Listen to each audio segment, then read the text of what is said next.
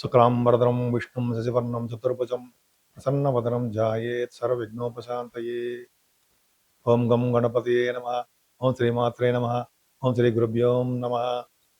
మా ఆది ఆస్వాలను చూసినటువంటి మీ అందరికీ పేరు పేరున నా హృదయపూర్వక నమస్కారాలు. నాకు ఈ మధ్య అంటే 15th మార్చ్ 2026 సండే అండి. ఆ రోజు నాకు డాక్టరేట్ ఇచ్చారు. Doctorate in astrology. అంటే 26 ఇయర్స్ నేను ఇందులో ఉన్నాను. అంటే ఎంఏ పాస్ అయిపోయి, అంటే ఎంఏ ఆస్ట్రాలజీ 1999 2000 ఇయర్లో పొట్టి శ్రీరాములు యూనివర్సిటీ నుంచి పాస్ అయిపోయాను. అప్పటి నుంచి నేను పిహెచ్డి చేద్దాం అది అంటే కుదరలేదంటే ప్రొఫెషనల్గా నేను సింగరేణి కాలేజీలో ఉండిపోవడము. 2017లో బయటకు వచ్చాను నేను. సో దానివల్ల ఐసీడబ్ల్యూ కూడా చదవడం జరిగింది. సరే పక్కన పెడితే 26 సంవత్సరాల నా కళ మొన్న నెరవేరింది.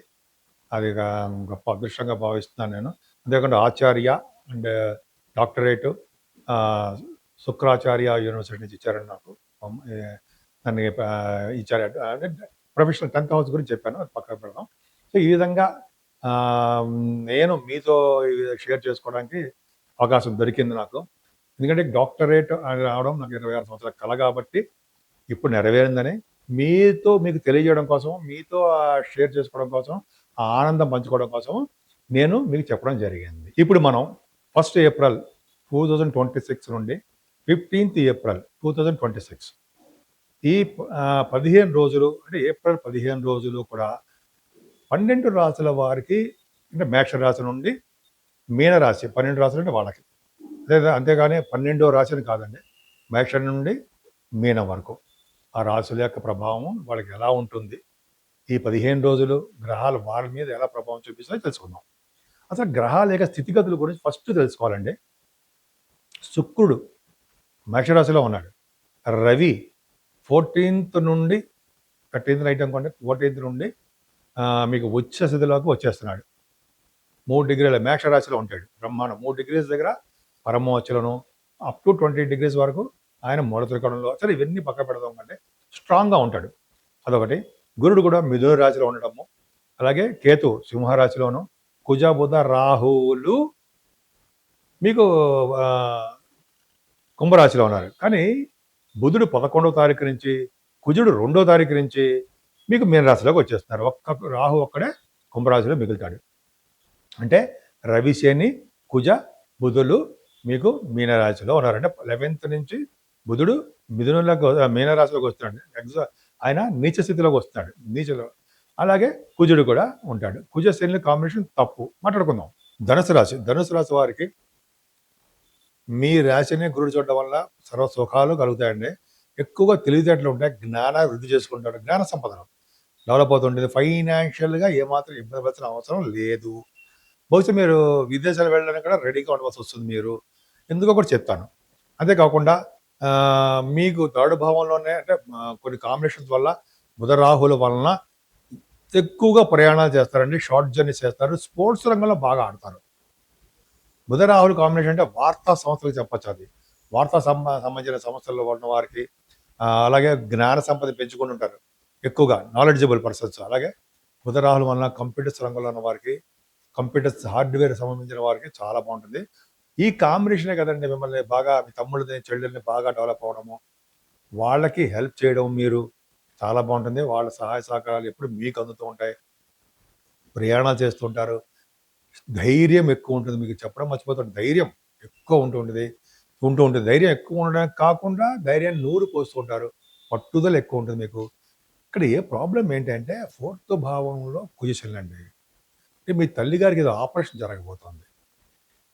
ఆపరేషను, లేకపోతే ఆవిడికి పాదాలకు సంబంధించినటువంటి ఏదో ప్రాబ్లము, లేకపోతే మోకాళ్ళు ఏదో చిన్న చిన్న ప్రాబ్లమ్స్ ఉంటాయండి. మీకు కూడా అంతే. మీకు కూడా మీ ధనురాశి వాళ్ళకి 4th భావంలో కుశలం ఉండడం వలన మీకు కూడా అది అద్భుతంగా రాణించదు. కుశలం వలన కూడా మీకు కూడా రోడ్డు ప్రమాదాలు, నీటి వలన ప్రమాదాలు, అగ్ని వలన ప్రమాదాలు, కొన్ని కాంబినేషన్స్ మాత్రం జాగ్రత్తగా ఉండాల్సిందే. 2nd హౌస్ లార్డ్ 4th భావంలో శని ఉండడము, జనరల్గా రవి కూడా 4th భావంలో ఉండడము వాళ్ళన్న ఫారిన్ కంట్రీస్ వెళ్తారు, విదేశాలు వెళ్తారు. విదేశాలు వెళ్ళడం గొప్ప అడ్వాంటేజ్గా ఏమి ఉండదు, ప్రాబ్లమ్స్ వస్తాయి. కుజుడు వలన మీకు భూములు కొనుక్కోవడము, వాహనాలు అవి మాత్రం సర్వసాధారణంగా బాగుంటాయి. కాకపోతే అర్ధాష్టమ శని కాబట్టి మీరు జాగ్రత్తగా ఉండాలి. మీ మదర్ గారు జాగ్రత్తగా ఉండాలి. చదువు విషయంలో మెయిన్ ఎటువంటి ఆటంకాలు లేకుండా మీ పిల్లలు జాగ్రత్తగా ఉండాలి. ఆఖరికి స్టాక్ మార్కెట్‌లో స్టాక్ మార్కెట్ తర్వాత చెప్పుకుందామండి. వీళ్ళు ఏంటంటే రైతులు వాళ్ళు కూడా జాగ్రత్తగా ఉండాల్సిందే. వాళ్ళకి మాత్రం సక్సెస్ ఉండదు.